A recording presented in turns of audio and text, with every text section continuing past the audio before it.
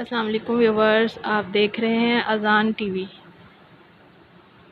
Dinosaur در حقیقت جنگلی حیات کے تحفظ کے لیے کام کرنے والی غیر سرکاری تنظیم World Wild Nature of Fund نے بتایا ہے کہ ہر سال 10,000 سے زیادہ انواع ختم ہو جاتی ہیں، لیکن WWF کا کہنا ہے کہ حتمی تعداد معلوم نہیں کی جا سکتی کیونکہ ہمیں اب تک یہی نہیں پتا کہ دنیا میں کل کتنی انواع ہیں۔ مس والڈرن کا ریڈ کولمبس حال ہی میں معدوم ہونے والے یہ چھوٹے بندر کو سرخ بالوں اور درمیانے سائز کے بندر کو 2000 کی دہائی کے اوائل میں ہی معدوم تصور کیا جاتا ہے۔ بڑے درختوں کے حصوں میں یہ گروہ کی صورت میں رہنے والا نرم مزاج جانور ہے۔ جنگلات کی کٹائی کی صورت میں اس نے اپنا طرز زندگی چینج کر لیا۔ جب جنگلات سکڑنے لگے تو ریڈ کولمبس کے گروہ بھی چھوٹے ہو گئے، جس کی وجہ سے ان کے لیے شکاری جانور کا خطرہ بھی بڑھ گیا اور آپس میں افزائش نسل کی وجہ سے جینیاتی کمزوریاں بھی پیدا ہونے لگیں۔ معصوم سا نظر آنے والا سیپ امریکی ریاست میں پایا جاتا تھا۔ اس کا نام الاباما اس لیے رکھا گیا کیونکہ یہ سور کے پیر کی طرح نظر آتا ہے۔ یہ آلودہ دریا کا پانی فلٹر کرتا تھا، لیکن آلودگی اتنی بڑھ گئی تھی کہ یہ پیگٹو اس کو جھیل نہ پایا۔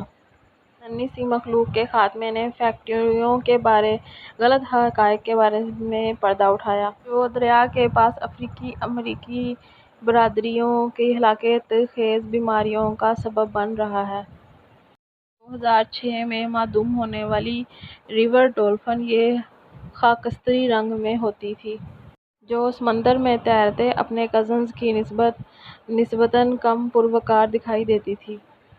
اس میں لوکیشن سسٹم موجود تھا، یہ اکلوتی مچھلی کی لوکیشن بھی معلوم کر سکتی تھی۔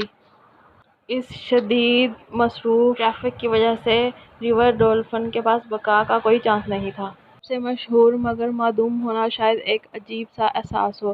ڈائناسور کی طرح یہ بھی معدوم ہو چکے ہیں، لیکن یہ بہت زیادہ فیمس تھے۔ کارٹون کردار ڈیفی ڈک جیسا دکھائی دیتا تھا۔ اڑ نہ سکنے والے اس پرندے کی فطرت میں کوئی شکاری نہیں تھے۔ جب انسان موریشس تک پہنچے تو اپنے ساتھ اپنے جانور اور گوشت کے علاوہ اپنی بھوک بھی ہمراہ لے کر آئے۔ ان کے سامنے ڈوڈو زیادہ دیر تک نہ ٹکا۔ ڈوڈو 18ویں صدی کے اوائل میں ہی ہلاک ہو گئے تھے۔ سمندری گائے میناٹی اور ڈوگونگ کی طرح نظر آتی ہے۔